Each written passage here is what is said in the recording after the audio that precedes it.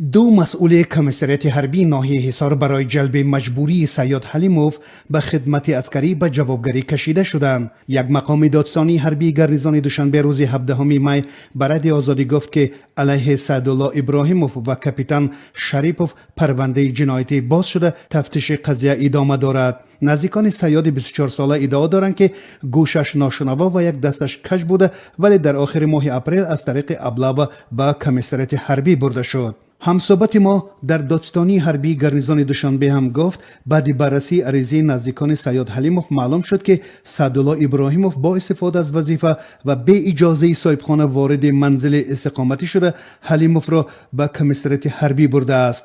در حال حاضر سعدالله ابراهیموف بر اساس ماده 147 قسم 2 یعنی غیر قانونی در آمدن به منزل متهم شده تا 2 سال محرومیت از آزادی را پیش بینی می کند. همچنین به اطلاع مقامات دادستانی حربی گارنیزون شهر دوشنبه، کاپیتان شریپوف سردار زیرشعبه دعوت و تیاری جوانان به ارتش کمیسریت ناحیه حصار بر اساس ماده 391 قسم 1 یعنی برآمدن از حد وکالت‌های منصبی عیبدار می شود. در صورت ثابت شدن این اتهام محروم ساختن از آزادی به مهلت 5 سال تهدید می کند.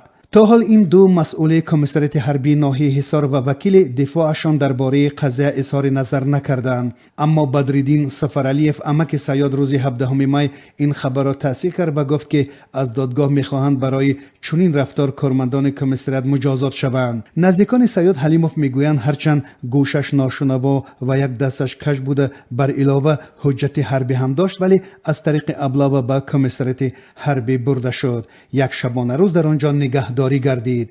در وزارت دفاع تاجیکستان جلب مجبوری سیاد حلیموف را رد کرده و گفته بودند که امکان خدمت او در قطار نیروهای ذخیروی مسلح کشور مشخص شده است. طبق فرمان رئیس جمهوری تاجیکستان در موسم دعوت بهاری سال جاری، جوانان سال تولدشان 1990 و 99 به خدمت در ارتش کشور جلب کرده می شوند.